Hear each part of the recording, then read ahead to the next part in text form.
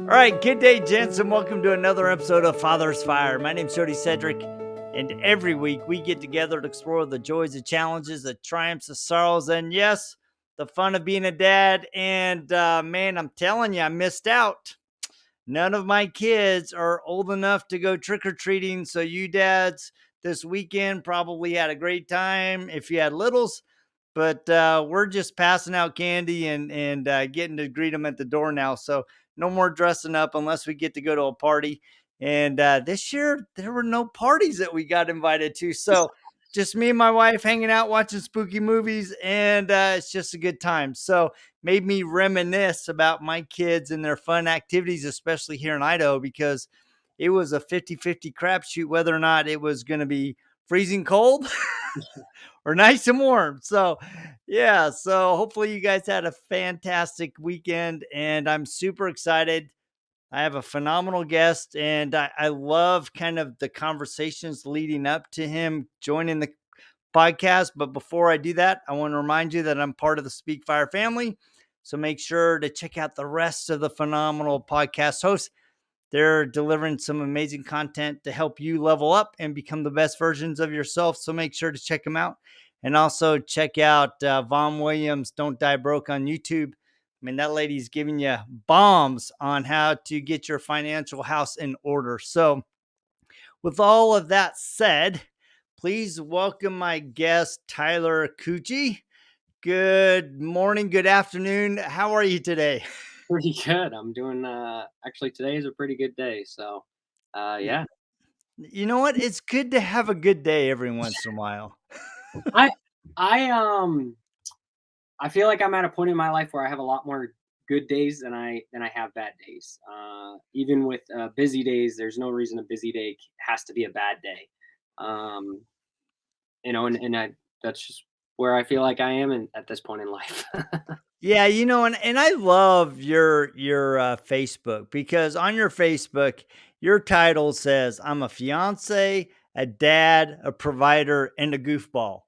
I mean, I got 2 of those. I'm a dad and I'm a goofball, and I'm a provider. So, I just love that. When I went to look at kind of your family pictures and your stuff, and I'm like, "Wow, that guy recognizes the most important thing in his life. I'm a dad Yeah, and a fiance." that description changed about 4 or 5 years ago. So I'm still a younger dad in general, but I grew up a little quicker in life, and it was probably a lot more like I wish I could see what my profile description was back then. And goofball's probably always been in there. I've always kind of been a class clown, so to speak, growing up and things like that. That was my defense mechanism.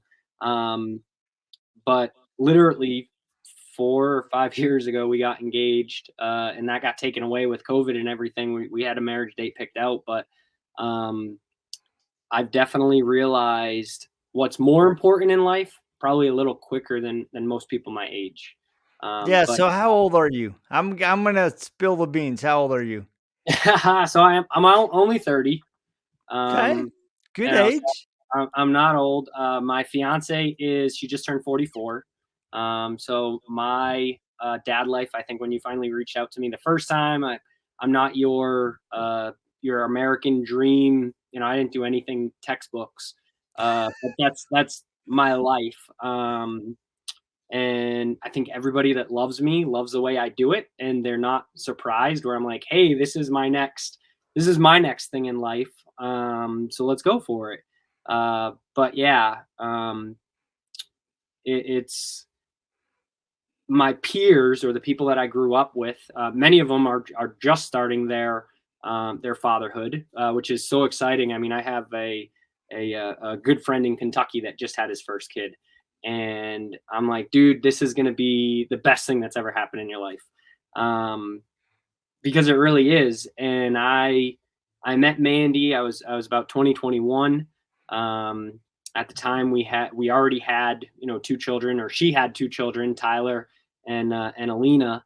Um, Tyler would have been so let's see, he's 23 now, so about 13 years old. So I was 20, 21 years old, trying to come into this 13-year-old's life and Mm. be a positive role model. Um, and it definitely makes you grow up a little quicker. Um, and I think that's why that Facebook caption is there, because it's um, you're always a dad, you're always a husband or a significant other. So it's something that you always have to focus on. Let's dig into that a little bit because I think that's, being 21, getting into a relationship that you're coming into, you know, a relationship with a lady that already has a kid, and he's not a little kid, he's a teen. So, what was that dynamic like? I mean, there had to be some really awesome moments, but also really challenging moments, as you kind of work through that, because you're not only trying to connect with this beautiful lady, but now you have her kid and he's part of her. And I think a lot of times that we underestimate how challenging that blending of those relationships can be, because it's a relationship between you and her as well as you and him. Yeah. Um, so there's a lot of dynamics to that, and I'm gonna give like the minute and a half snippet of my life before 20, because I think that's important to understand how I approached the situation that I got into. So um, I am the firstborn, or actually the only born, of my two parents. My parents were high school sweethearts. I literally walked down the graduation aisle with my mother when she graduated from high school. Um, Wow. my father, when I was born, went off to the military, which was really probably the best for all of us. What's really weird is my stepdad was actually my mother's labor coach with me. So he was my dad before I was even here.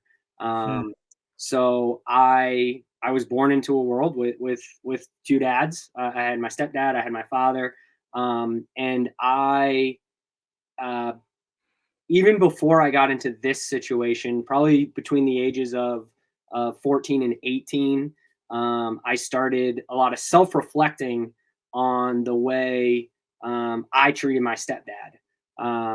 Where uh, I think, especially as a son, um, I think there's a lot of defiance that will go around, and like my stepdad was just like the best person. I actually make the joke to all three of my parents, that out of the three of them, Ray, my stepdad, is the only sane one. Uh, and they all get it. They understand it's tongue in cheek. We're from Massachusetts, so sarcasm is our primary language, and then English being our secondary language. Um, so it's really a blessing in disguise that he was part of my life. His family accepted me very well, um, and because of that relationship uh, with my stepdad, who I was very, like, I was never a defiant child, but I probably stopped a relationship a lot sooner than I should have started it, which could honestly be a whole conversation in its own. I Mm. really wasn't into cars up until I was like 12 or 13. My mother flipped out at me one day about not appreciating him, and I've done my entire professional career in the car industry now. Literally sitting down trying to watch Power Block TV on a Sunday, not knowing anything that was being said, just to try to relate with a man that always did everything perfect for me, or the best he could.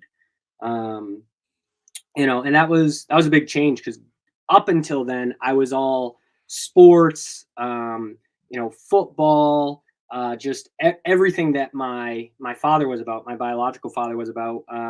He did flag football, I did football, I did deck hockey growing up. My father was my coach for deck hockey, so I was all sports. And then I was like, well, you know what, maybe this relationship with my stepdad is a two-way street. So very lucky to have two fathers in my life, and it made me get a much different appreciation when I met Mandy, and she had Tyler and Alina. Tyler being much older. Tyler would have been, like I said, 13, 12, 13, somewhere in there. And Alina was about 3 or 4.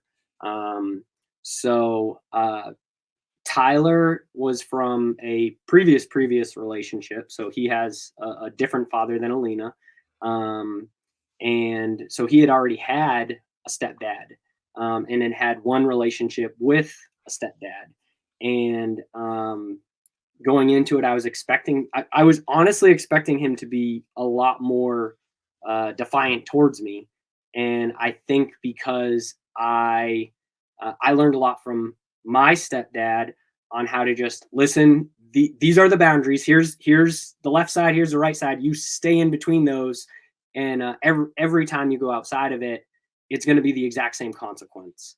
Um, and he was really a well behaved kid. He did what he asked.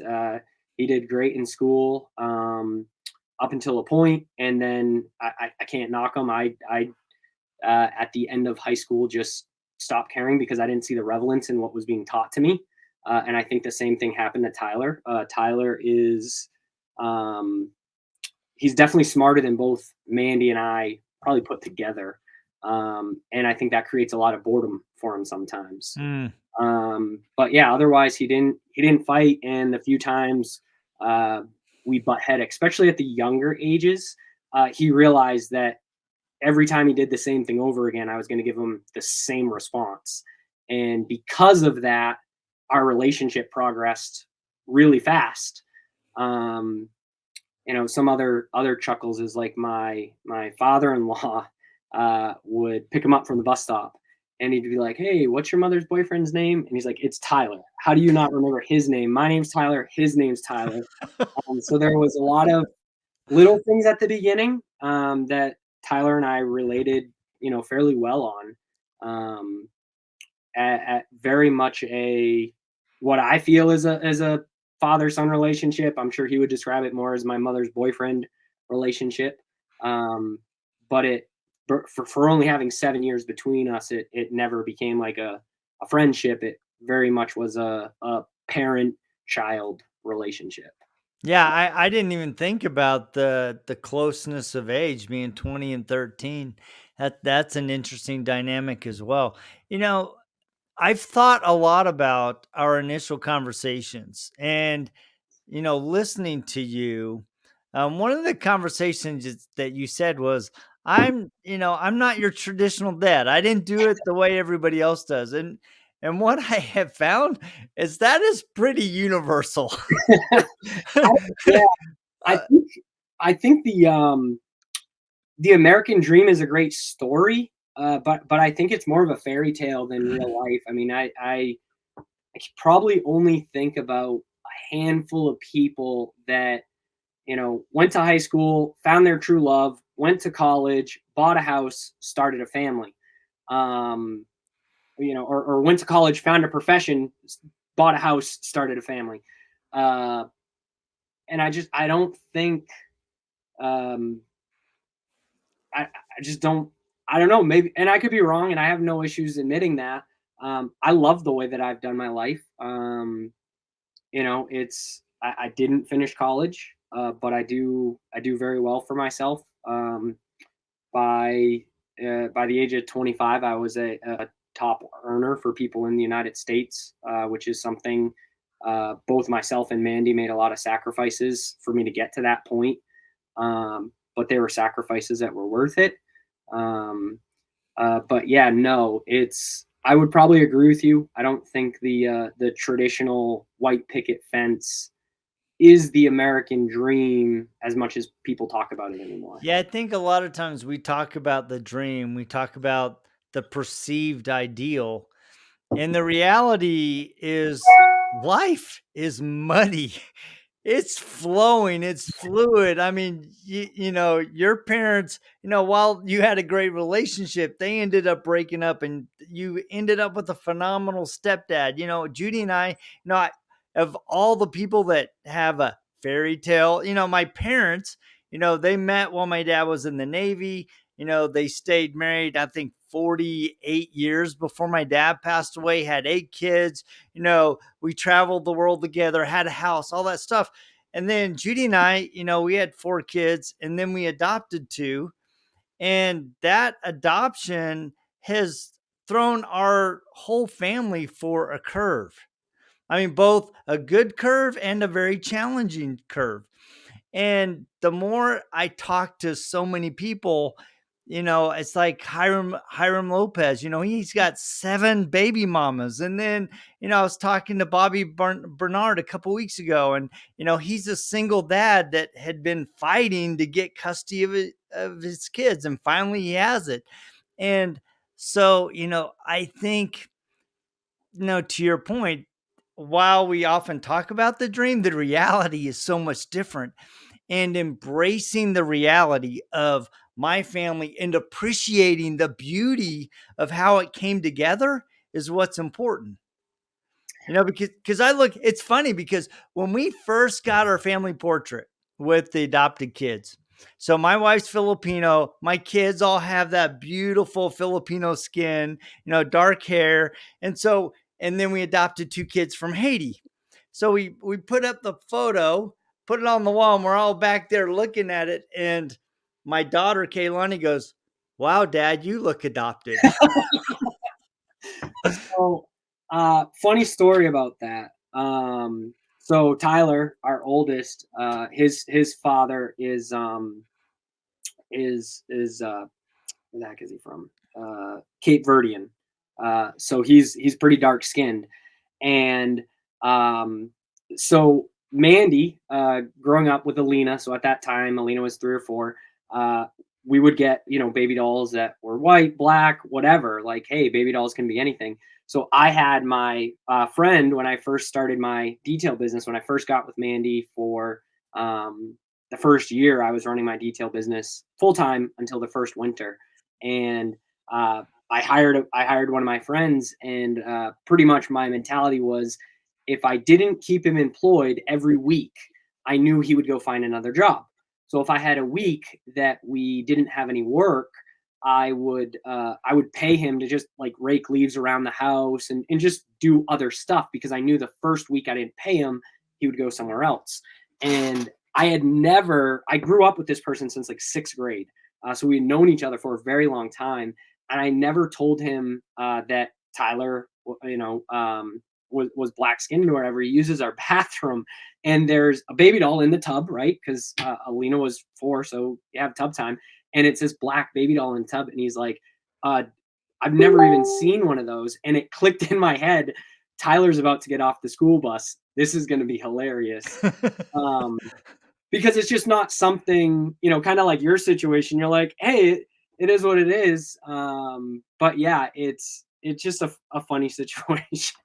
Yeah, and the more I've really, as I've become more seasoned, the more I've appreciated the rainbow of a family. I mean, literally, when you look at our most recent uh, family portrait, we got our 2 adopted kids, our 4 biological kids, and my oldest son's partner. And I mean, we truly are a rainbow family. My wife with her beautiful Filipino skin. And what I found is that, I was having this discussion with somebody about a rainbow and the beauty of it. I go, what would you ever do if you took one of those pieces away? It wouldn't be the same.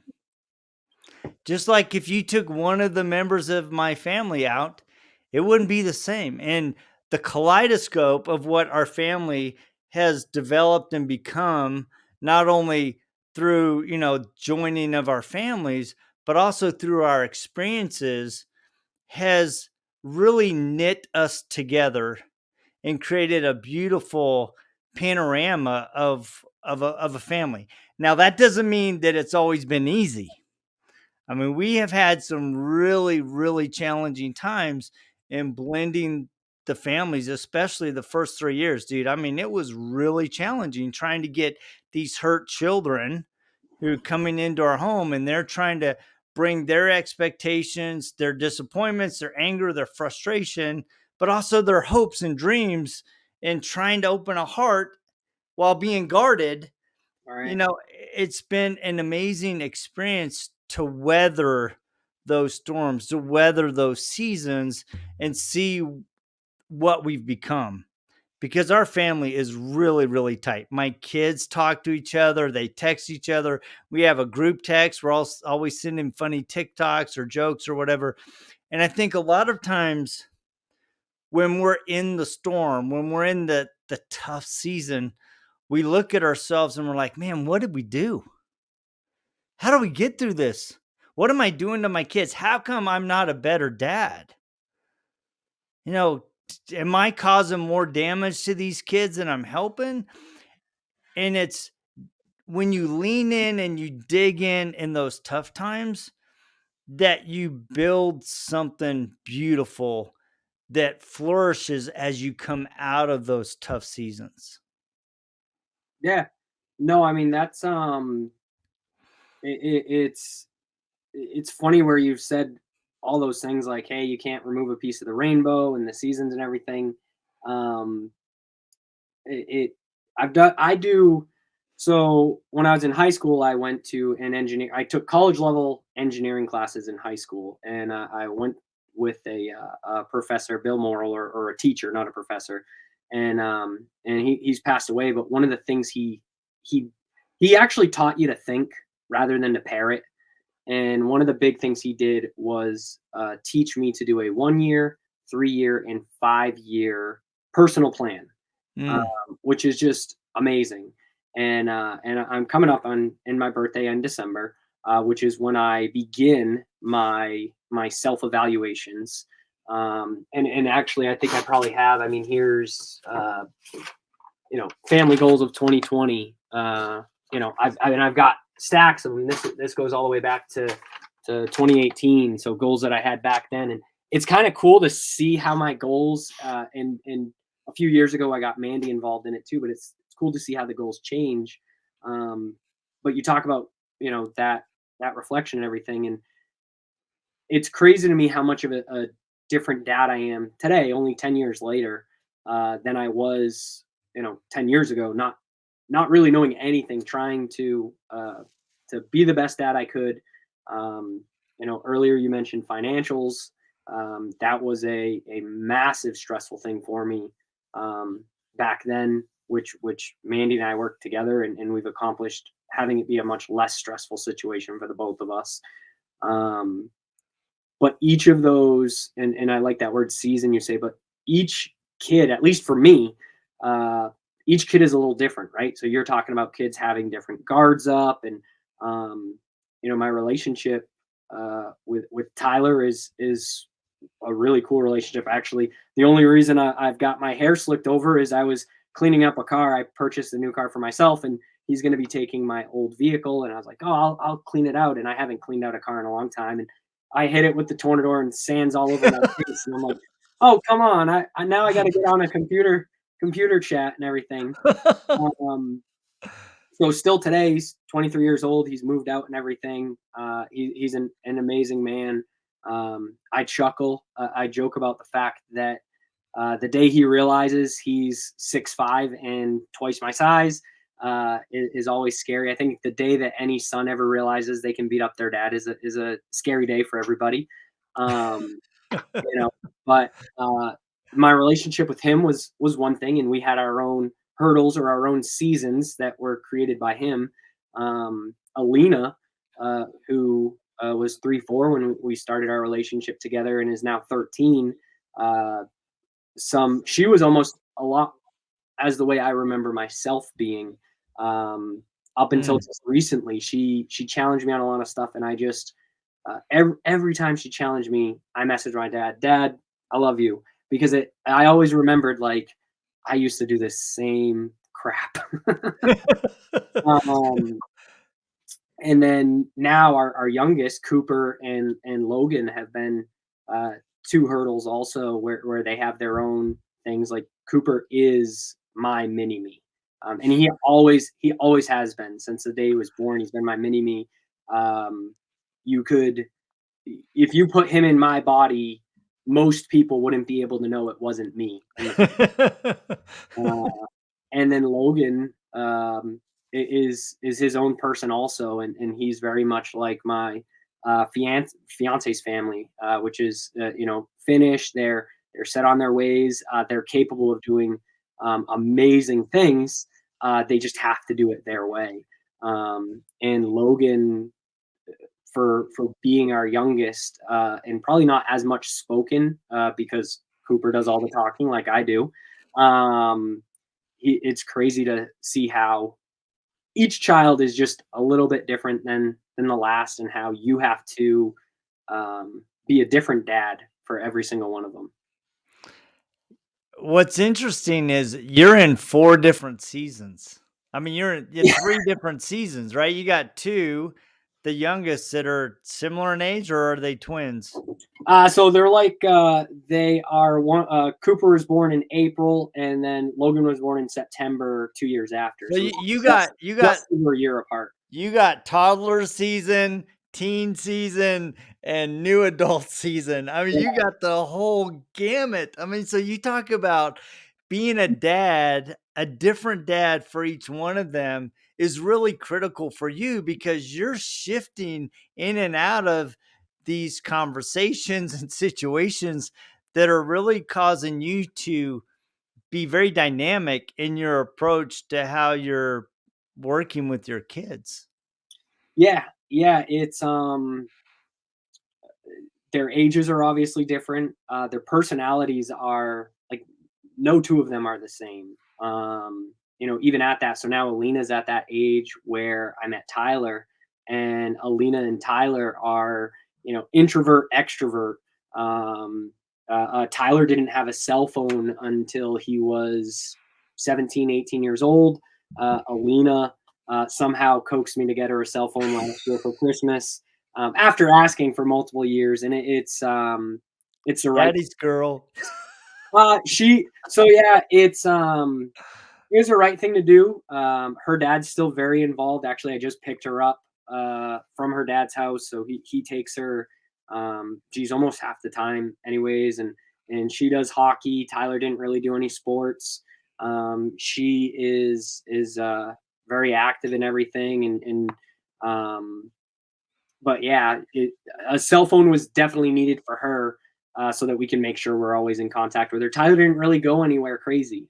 Um, Yeah. so it's every child's a little different. Um, so So looking back on those 10 years, what is the biggest changes that you've seen in yourself? um, I think my personal biggest change is so prior to the 10 years, if I had to say, before day one of that beginning of 10 years, my personal happiness has gone up a lot being Hmm. a dad. Prior to being a dad, uh, from the day I was 14, I worked. I think I worked before I was 14, just not with a worker's permit. Um, so I mean, I grew up riding a bike 13 miles across town to work a 12-hour day landscaping, and then got back on my pedal bike and rode back across the town. Um, and from 14 to about uh, 20, I had 2 or 3 jobs always going. Even when I was a full time student, I was working 3 jobs. Now they weren't 3 full time jobs, but between the 3 jobs and the flexible hours I could maneuver, I was working 60 hours on top of being a full time student. Not that I needed the money, and I mean I did. I needed to pay for college and insurance and on my car and all that. Right. Um, but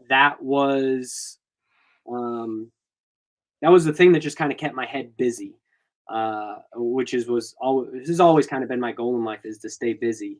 And when you become a dad, at the very beginning, I at that point, it was the first time ever in my life I ever actually stressed about making money, because I had mouths to feed.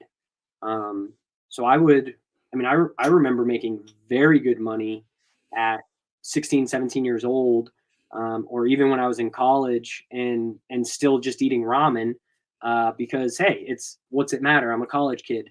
Um, but there's still something today that I couldn't bring myself to eat, like feed my children ramen.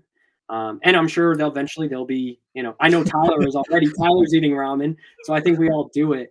Um, but yeah, at some point I was like, man, we have to keep this going. Um, so that was probably one of the fears that came on when I became a dad, is the Mm, responsibility of other people. Um, mhm, my happiness has definitely grown. Um, my patience is a skill that I've worked on a lot. That's something that is just in my blood. Patience is not a skill that I get. So that's something that probably during the COVID years, I've done a lot better job um, growing my skills of patience, um, and better word communication, personally. Um, but yeah, I think those are probably, I would say, the biggest changes.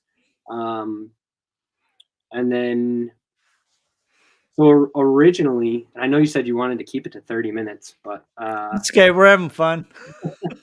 um, so originally we were supposed to be limited to the two kids that we had at the beginning. There wasn't supposed to be another batch of them, and I think that created another scare. I think when you're responsible for little people, no matter how little or big they are, those are all things you gotta take care of. But yeah, originally I went into it. I grew up always wanting to be a dad.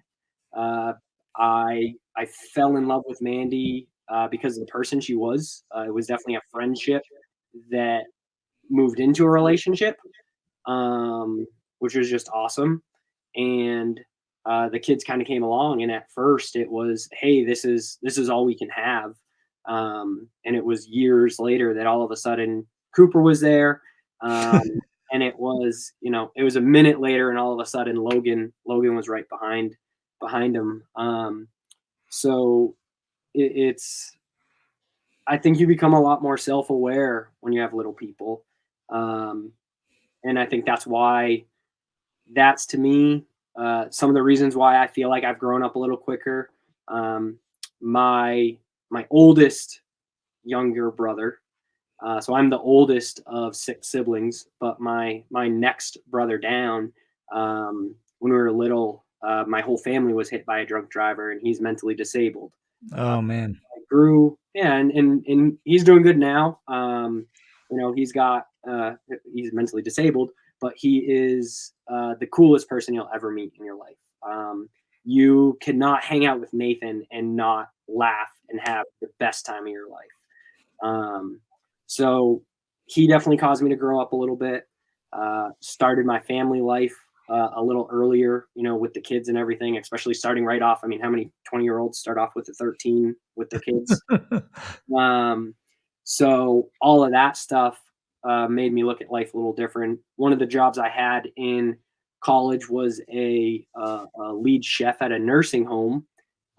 So I watched a lot of people. And I mean, heck, I cooked food. I wasn't with people all the time, but whenever I got a chance to go into the kitchen and talk with, or into the dining room and talk with people, I like people. I like talking. That's why I work in sales today. And you just listen to where people's minds are at the end of their life. And then on top of that, Mandy's done geriatric care since she was 14, so she's done 30 years of geriatric care, and Wow. most of which with Alzheimer patients. And it makes you think uh, what's important in life, and that kind of goes back to that snippet on the Facebook profile. It's like at some point I was doing one of these annual reviews, and and I was like, you know what, work, uh, and I love what I do for work, but work's not as important as these other things. Um, so, but yeah, I mean, I don't know how where No, I've I there's so much gold in that, because I think one of the things that is often overlooked is who you become as a man, who you become as a dad and a husband and a father, partner.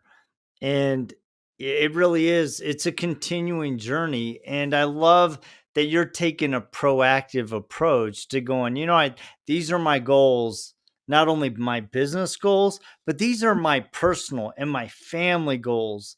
And I don't know a lot of men that really go, all right, what do I want to do? What kind of relationship do I want to create with my kids? When my kids were little, I made the decision to quit working 6 a.m. to 6 p.m. and be home so I could make them breakfast. And I mean, that was one of the best decisions I ever made because I had that morning, I'd made, you talk about being a goofball, I had these crazy little songs that I made up and I'd go down and I'd be singing them and they could hear me coming down the stairs to wake them up. And those are sweet memories. And even when they come home today, I still sing them. Like, oh, dad, it's just kind of funny, you know.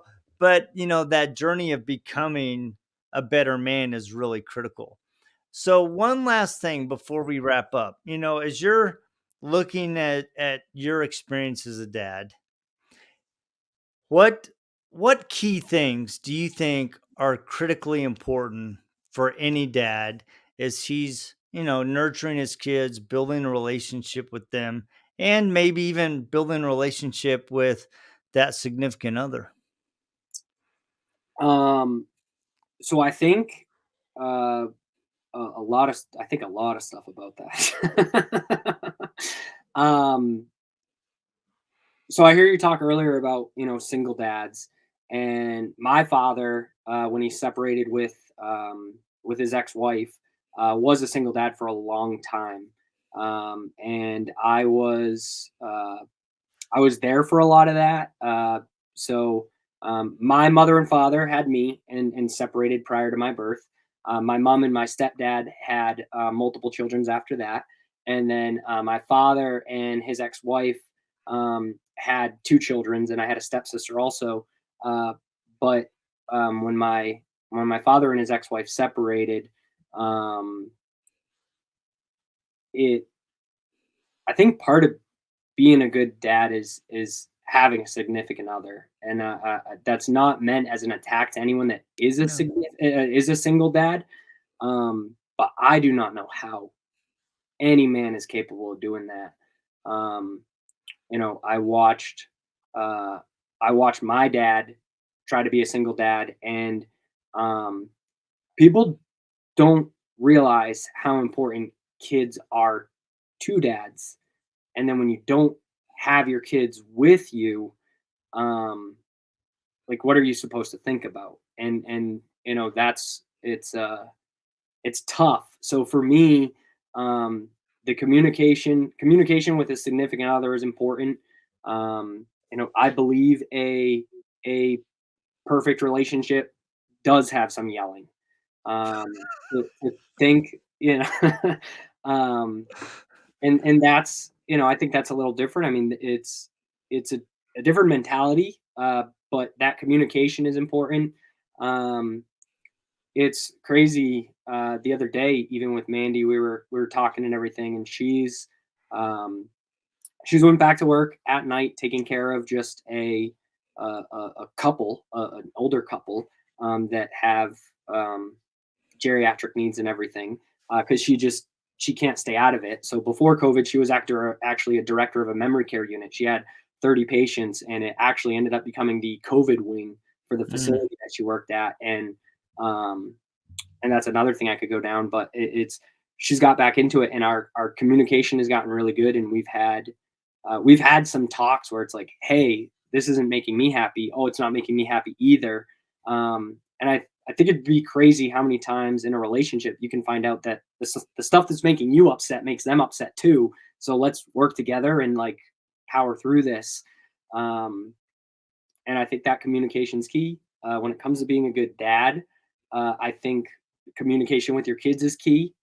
Stopping and realizing that you have 30 years on this world, and they have 5 years on this world, And what you've done in 30 years is first of all a completely different world than what they've even had for the last 5 years.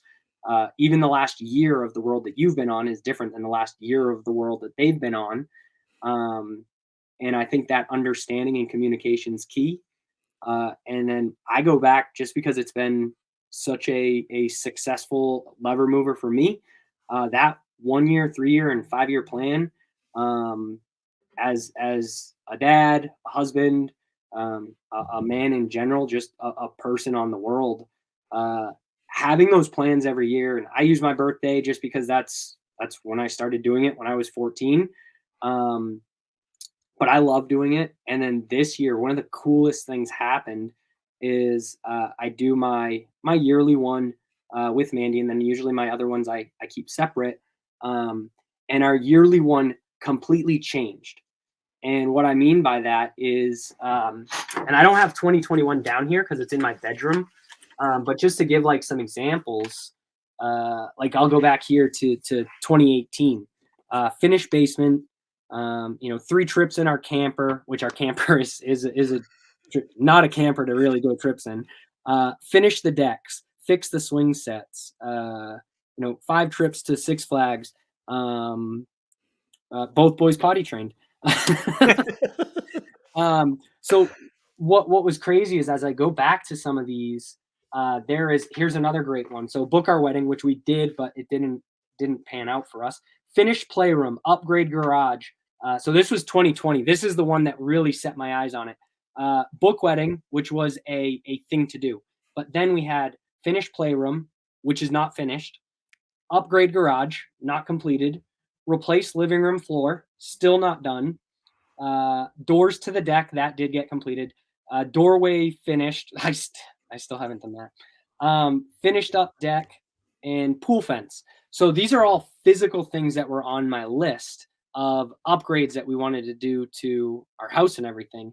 And then my 2021 list had not one physical thing on it. It was all go to Niagara Falls with the family, do this, do that, 3 trips to the beach. Like we love the ocean. So that list, and I know this is such a long, and I know you knew it was coming too, but that list, I think is one of the most important things you can do. When Mr. Morrill taught that to me, and I've used it my whole life, it started off professional, it moved into personal, and now it's going in other directions too. But I was dumbfounded. We finished writing our 2021 goals, and it's probably been my most successful year of completing the goals on my list. But not one thing was about a physical upgrade to anything physical in our life. It wasn't get a new camper. It wasn't a do this, do that. It was all enjoy life. And I probably have to give credit to the kids. So during COVID, the boys asked us to start doing a lot more fun things, and we started a Facebook page called Double Dog Dare Challenges, and we just randomly do challenges. We actually purchased a book called the Adventure Club book. The Adventure Club book's awesome. I don't know if you've ever heard about it before. I haven't. I'm gonna have to look it up. Yeah, I mean, so it's a really great book of just you scratch off these random things to do.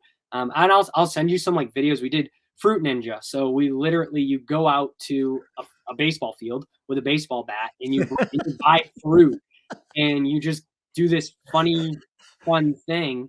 And even today we're sitting down eating dinner and you don't have any little ones, but one of the new songs that are out is like, oh, do you like tuna fish? And you're like, yeah. Do you like ice cream? Yeah. I can't sing that song.